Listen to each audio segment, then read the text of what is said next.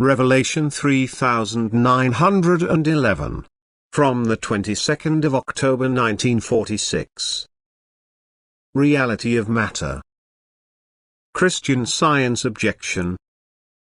What contributes to the enlightenment of their thinking I reveal to people on earth through the inner word, according to the individual's degree of maturity and need.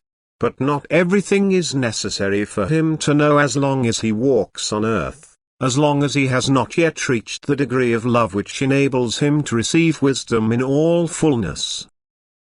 But it is more beneficial for the human being that he has less knowledge than that he walks in error, and therefore I always want to give clarification where there is a danger that the human being will get lost in erroneous thinking, that he will try to intellectually penetrate knowledge which he can only receive on the path of love through the heart.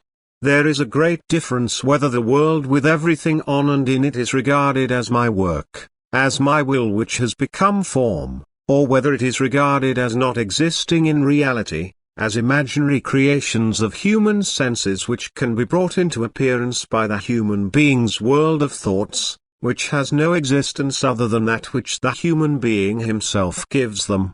Matter is indeed transient as such, but nevertheless my work which exists as long as it is held by my will.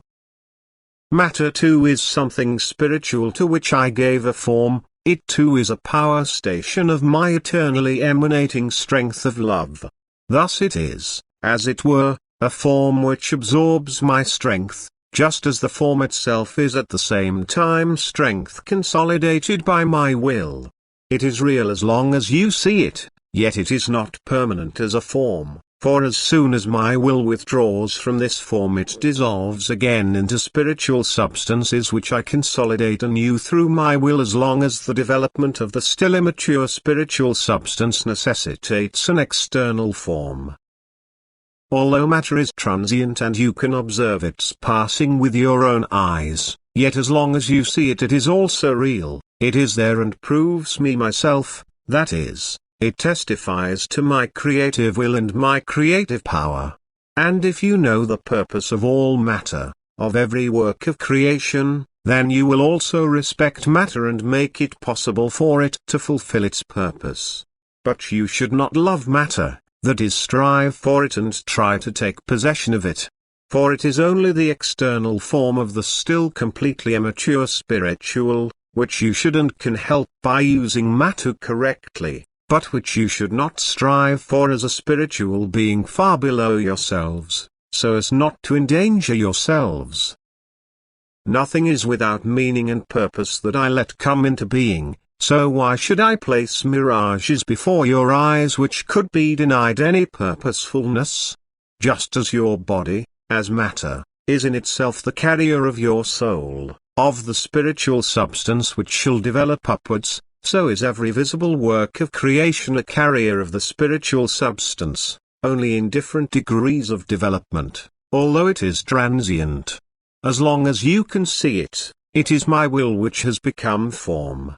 Ascending development can certainly also take place in purely spiritual creation, yet earth is a special school of the spirit, and its creations have a special purpose and also successful effect. Spiritual matter which is far away from me, which is at the furthest distance from me, places itself outside my flow of love and thus also deprives itself of my supply of strength. And spiritual matter which is without strength hardens itself. Thus it becomes matter itself, and thus the explanation will also be more comprehensible that matter is hardened spiritual substance which, nevertheless, is given the opportunity through my love and wisdom to redeem itself, to develop upwards, to re-enter the circuit of my love and thus also to receive strength, first in a small, then in an increased measure. And this softening of matter means, which will now also explain to you the diversity of creation, from the stone world, plant world, animal world, ascending to the human being. The transitoriness of earthly matter is therefore no proof of its unreality, for only that which is completely devoid of spiritual substance is unreal, but then it is also no longer visible to you. Amen.